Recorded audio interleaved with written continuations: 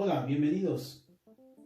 Hoy estamos viendo el tema de diferenciales en el curso de cálculo vectorial y bueno, estamos hablando sobre las funciones, ¿no?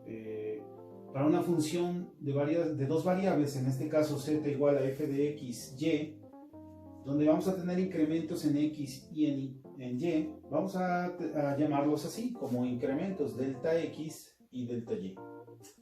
Por lo tanto, cada incremento se quedaría definido como que tenemos que delta z es igual a ¿quién? O la diferencia que hay entre z y otro valor de z muy próximo a él, tendríamos esta función.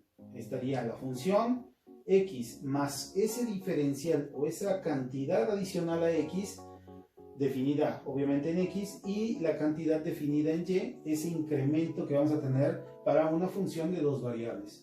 Y le vamos a restar la función original. Entonces, ¿cómo va a quedar definida nuestra diferencial total? Va a quedar definida como si la función que está definida en dos variables, entonces tendríamos que sus variables independientes x y y, tenemos el diferencial de x y el diferencial de y definidos como delta x y delta y. Por lo tanto, la diferencial total, entonces su fórmula queda definida de la siguiente manera.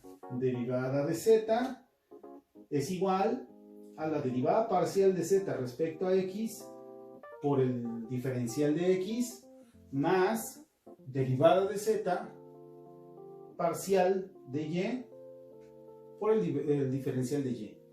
Y esto, entonces, tenemos la definición de una diferencial total. Vamos a ver el ejemplo. Vamos a ver un ejemplo.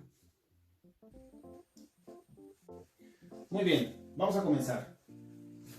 La primera que vamos a hacer va a ser nuestra derivada parcial respecto a x, y entonces en esta función, la primera, ¿cómo va a quedarnos? Bueno, todo lo que nos encontremos que no sea x será una constante. Por lo tanto, seno de y es constante porque respecto a x, esto es una constante.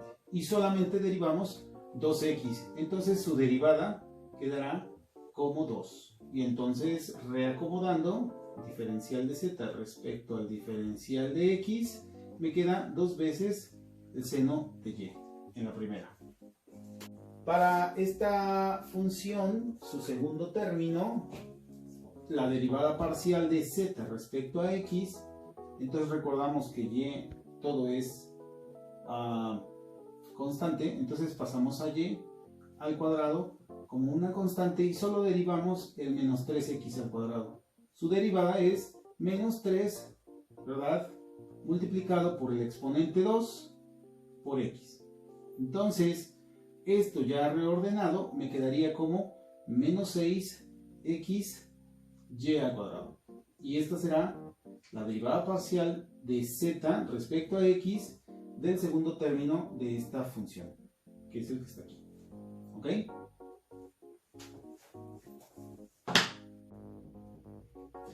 Cuando vamos a derivar la función parcialmente de z respecto a y, entonces lo que vamos a tener que hacer es derivar el primer término respecto a y el segundo término respecto a y.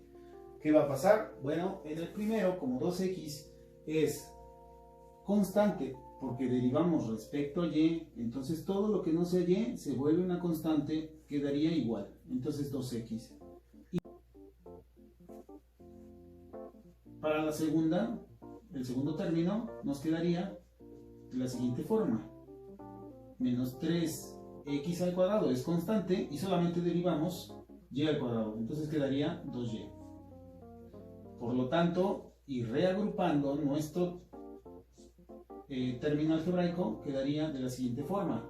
Menos 3 por 2 es menos 6x al cuadrado, y.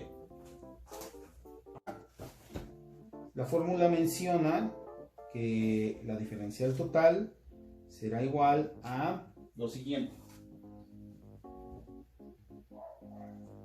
Derivada parcial de z respecto a x por el diferencial de x más la derivada parcial de z respecto a y por el diferencial de y.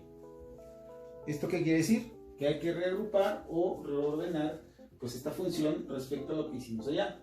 Entonces quedaría dz igual a ¿quién?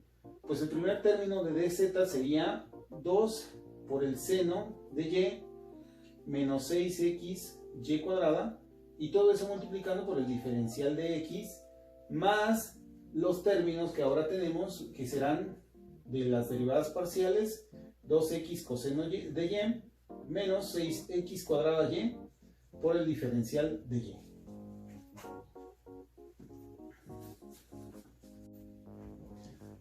Muy bien, entonces esta es la derivada total, 2 por el seno de y menos 6x y cuadrada, diferencial de x, más 2x coseno de y menos 6x cuadrada y, diferencial de y. De la función original que tenemos en aquel lado, que sería z igual a 2x seno de y menos 3x cuadrada y cuadrada. Bueno amigos, eso es todo. Las diferenciales son un ejemplo, vamos a hacer más ejemplos, y mientras les pido dejen su manita arriba y bueno, me sigan en el canal de YouTube. Muchas gracias, hasta luego.